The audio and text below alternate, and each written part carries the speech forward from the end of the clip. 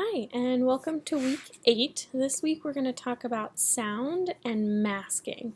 So, two very important topics that you're going to want to try to practice and play around with until you kind of get the main idea. So, you're already watching the video. Then I have a recap on storyboarding, what you want to look at, how you want to get your shot list, all that stuff. I'm not going to be collecting a storyboard this week, but I would highly recommend that you do one. Just try to get your ideas down on paper. It'll make everything easier. All right, now we're going to deal with sound. So I have later in the module a sample sound file, so if you want to use it, you're welcome to. I have it imported here. It's just called soundtrack.wave. It's a free to use sound. It's much longer than this, but I've shortened my composition for the sake of this lecture. So just to recap, you bring it in like any other file, import file, or you can right mouse click, import file, and then just grab the wave. It'll be up here. I created a new composition, 1920 by 1080, and then you can just drag your sound clip down. Couple things with sound. Obviously, we don't have a visual, so let me just import a random, I got a puppy file off the internet, a free-to-use puppy file, but when you have an image, if we look down at our layer, you can see we have an eyeball for the image. If we turn that off, it hides and brings it back. But for our sound, there is no audio, so there's no eyeball, but we have this little speaker icon. You can turn that on and off to test your sound or to turn it off. Spacebar still previews just like everything else. Now if we twirl down here, we have different properties, okay? So we have audio levels, so you get to be a little bit of an audio engineer. If you want it to fade in or fade out, you would do so with the audio levels. 0 doesn't mean that there isn't any sound, that is just the middle ground. If you bring it down, it can go all the way down to 192.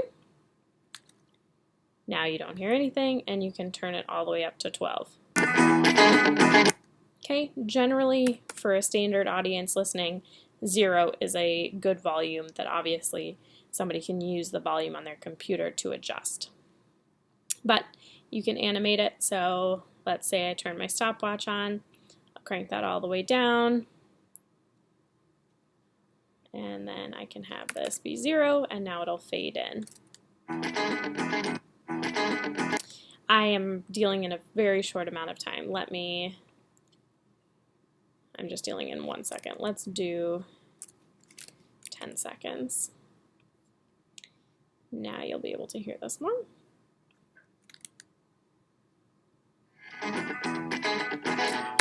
Okay, we can still cut this layer and edit it however we want. So let's say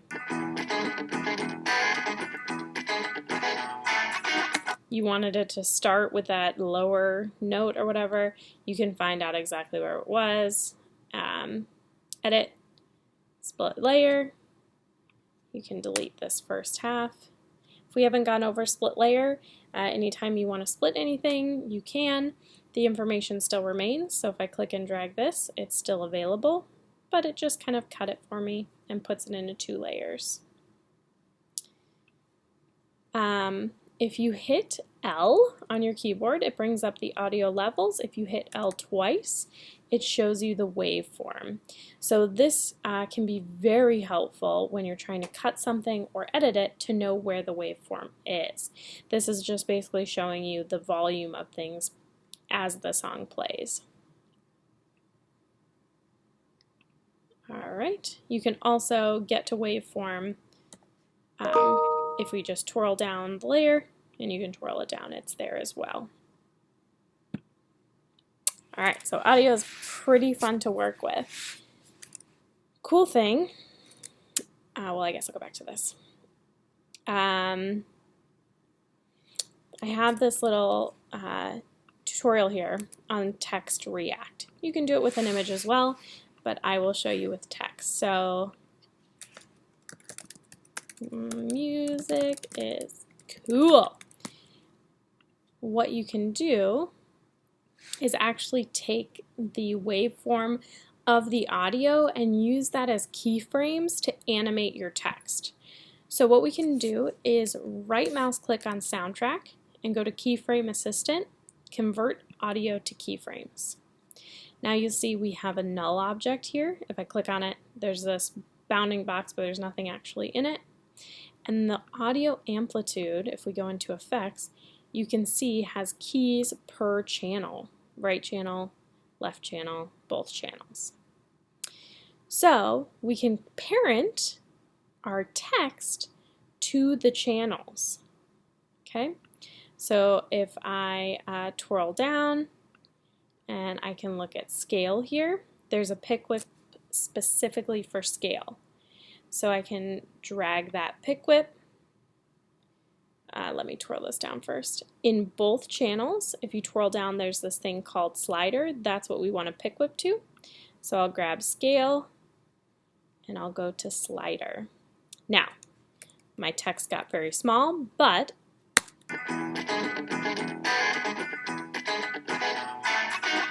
you can see it moves with the text.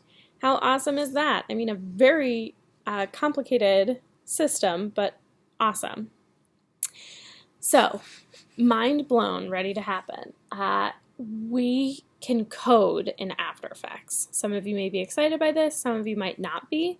We're going to keep it very simple for this, but if you hit Alt or Option and click on your stopwatch, I'm going to click on it twice here, you'll notice I've lost my pick whip animation. I'll need to attach that again, but this shows you expressions, and expressions are what After Effects which you can code in. So I'm going to take my pick whip for the scale and drag that back up to the slider, and you can see this code just basically says what that is. Okay, and then if we go to the text React, it'll tell you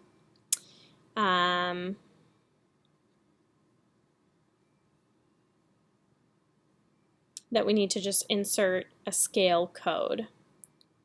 So you're just going to add plus and then brackets 75, 75. You can put in whatever number you want.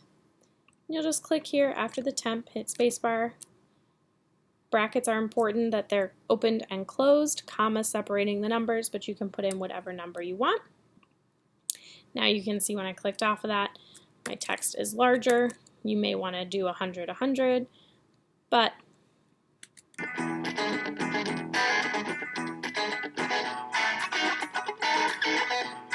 all right, very cool. Another thing that tutorial is going to go over and discuss is your graph editor. So if I'm on my soundtrack here, or let's do music is cool, my text layer.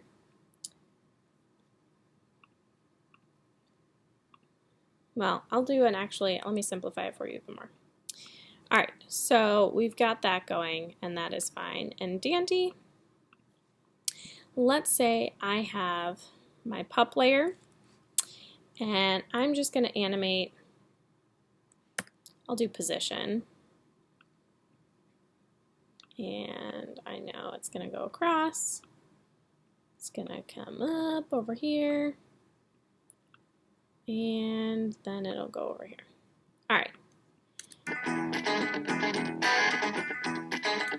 Okay, so I've got a basic animation. I'm going to hide my text and the sound for this.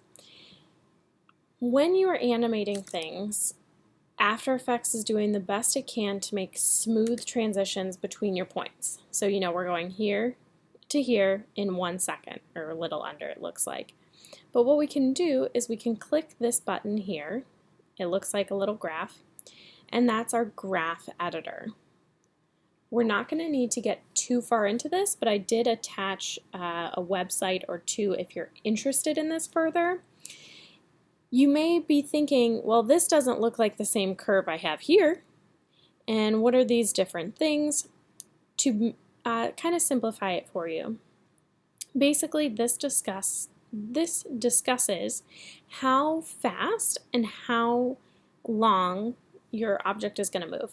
So we have the keyframes at the same time. We're still dealing in time. At 0, these boxes mean you have keyframes. Now, because this is a very fast movement to get here, you don't really get that much of an ease in or ease out, which means when we animate, most things in life besides a roller coaster don't go from 0 to 60 in 1 second, right? We have to ease in and out to the movement. What an ease in would be is a curve and then towards a straight line. And an ease out is a curve towards a straight line. The curve is showing you the gradual shift in pace. This has nothing to do with actual position. It has to do with timing. Okay, so take a look at that article if you have any interest in it, or if you'd like to discuss it more, I'd be happy to do a whole lecture on the graph editor. You don't need to. It's something that helps you with smoothness, but I did want you guys to be made aware of what the graph editor was. Okay.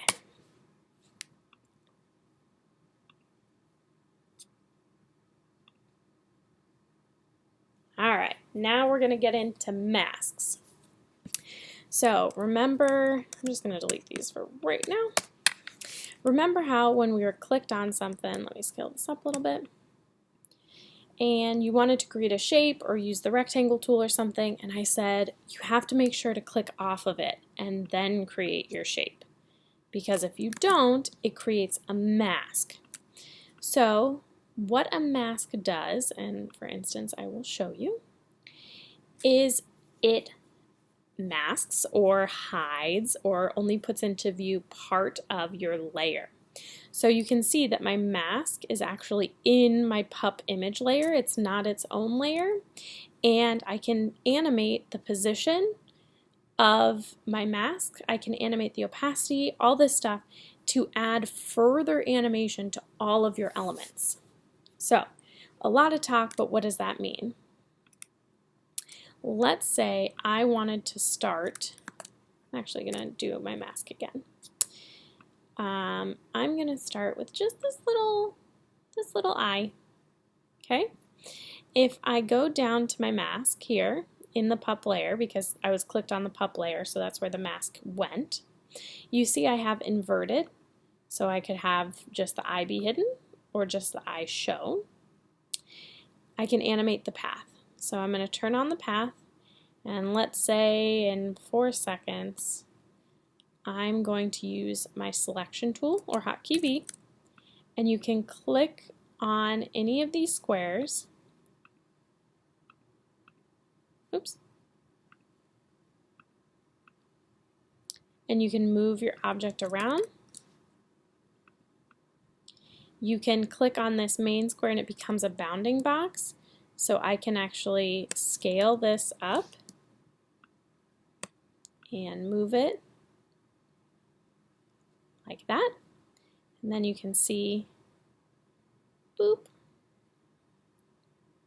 We also have a feather, which makes it so your edge isn't as sharp if you want it to be more dreamy. We have an opacity, so you can have that fade in as well. And then the mask expansion is how far away from your original shape do you want to be able to see the image that you have behind it.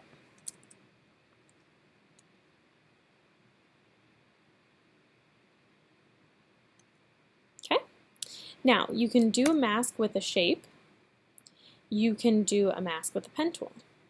So start around the nose this time. Twirl down, you can see your mask, mask path, turn on the stopwatch. Now I'm going to hit V for my selection tool. You can click and let go on any of these. We can move them as a whole. You can click outside of it, click back on, and then they become pen points. So if I just wanted to change the curve, I can do so just like in Illustrator or Photoshop with my anchor points and my handles. So let me move this so I'm not animating over what I already have. But what I can do is take a point, move it out, take a point. You don't have to animate all of them if you choose to, so maybe that's all I want for then. And then I want to bring this out and this out. And then you know what, maybe I want it in between.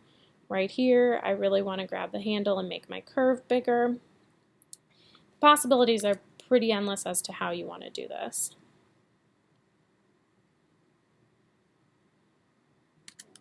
Okay, so we can also do masks with text. So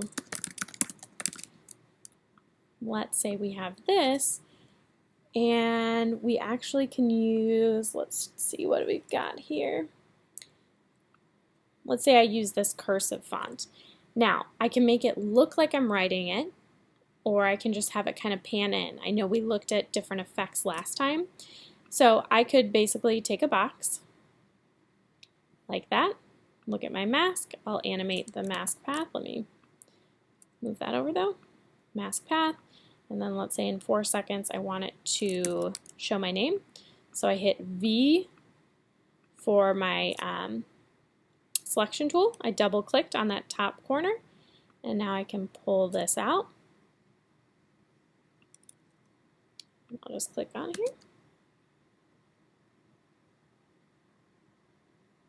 Okay, so that's a nice way that we can reveal text. We can also, if I were actually going to make this look like cursive, again, that's getting pretty technical, but you would just start with a pen tool shape, thinking about how I do this, and you would just move all of the points in the pen path to be how you want it. So let's say I've got something like this.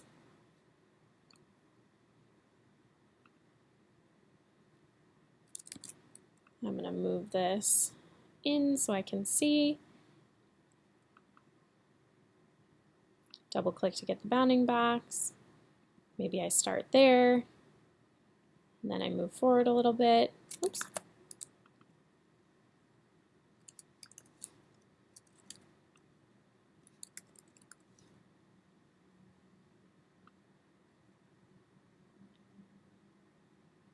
And then you'd move up the J, so you can see we can start to build it. And then let's say I want to bring it outward a little bit.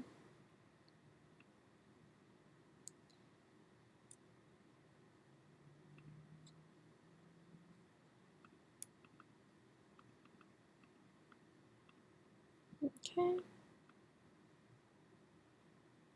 It's a pretty big pop because I didn't move the time slider all that far. And then maybe I want to bring this in so we're not really seeing it, but basically you get the idea, and then you could have the whole thing revealed. There is a lot of masking done in visual effects, and we'll get into rotoscoping later in the term, and that involves a lot of pen points and moving them and all of that. But masking. Here are a couple of links on how to and what is a mask.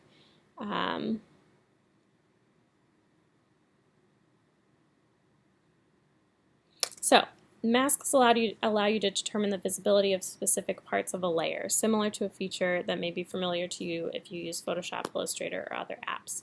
We are going to do an assignment later in the term where we can create like a television and put whatever we want on it. So for instance, let's see.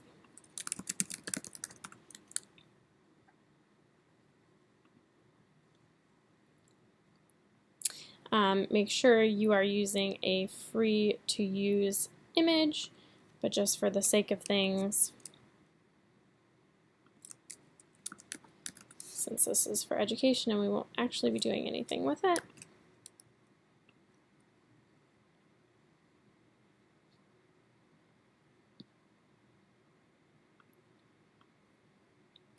what I can do is bring in the TV, and then I could use my pen tool or whatever I want to mask out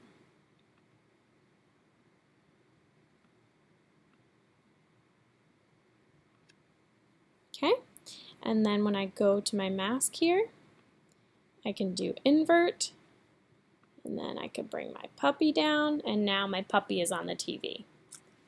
So again, it gives you more freedom just with everything.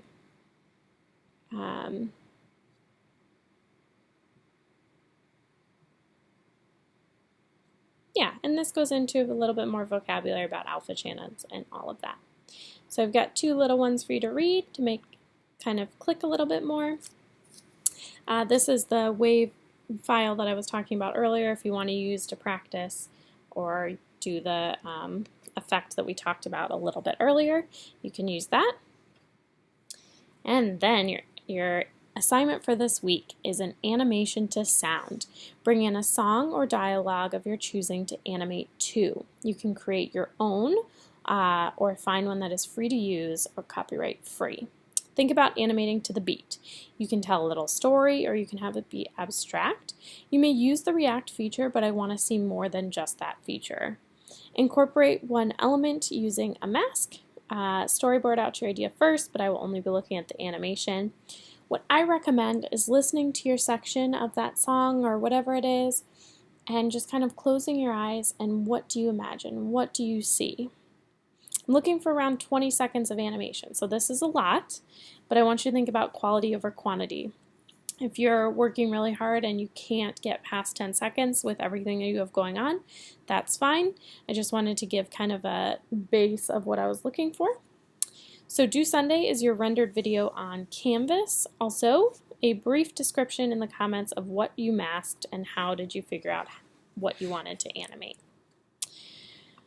So, depending on what sound you use, this one is extremely repetitive, which can be beneficial.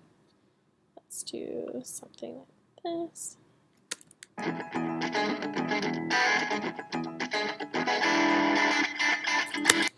So, what I would recommend is when you're looking at it, pick a smaller section. So I'm going to work in this 2-second section. I can zoom in so we can see more. When you adjust this bar, your time slider will only go through that section. So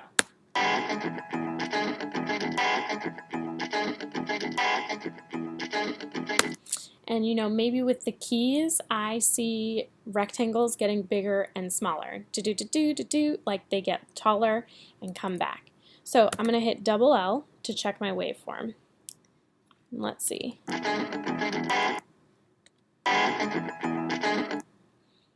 We can zoom in even more.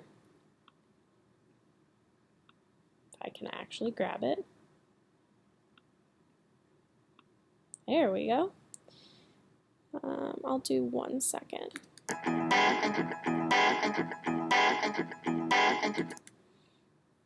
All right, so you know, maybe I want to have my rectangle and I know I'm going to animate scale, and you can try to look at your waveform here and see these little, you might get the with this, so we can kind of match that here and say I want this to be here, and whoop. I'm going to move my pivot point before I get started here. Okay.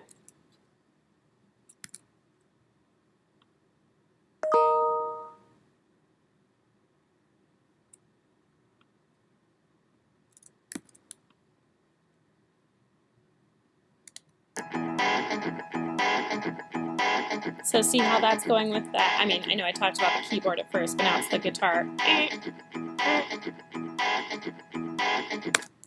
Okay, things to think about is the rate at which we hear things and the rate at which we see things.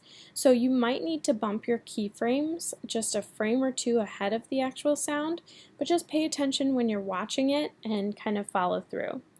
Start simply. Don't think, I need to get every beat, I want everything to look great, this is blah, blah, blah. No.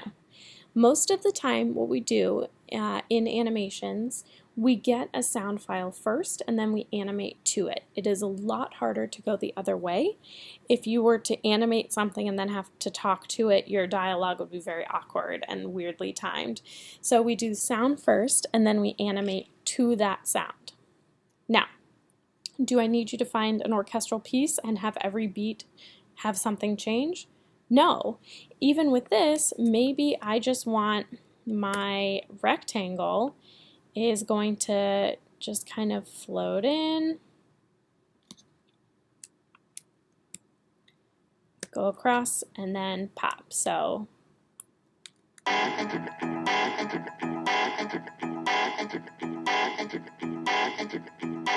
okay, so that works well. I'm kind of, maybe I'll make this a character. So maybe I started with shapes and then, you know what, I'm going to replace this shape layer with a character that I made, or an image of the sun that I created. It's whatever you want it to be.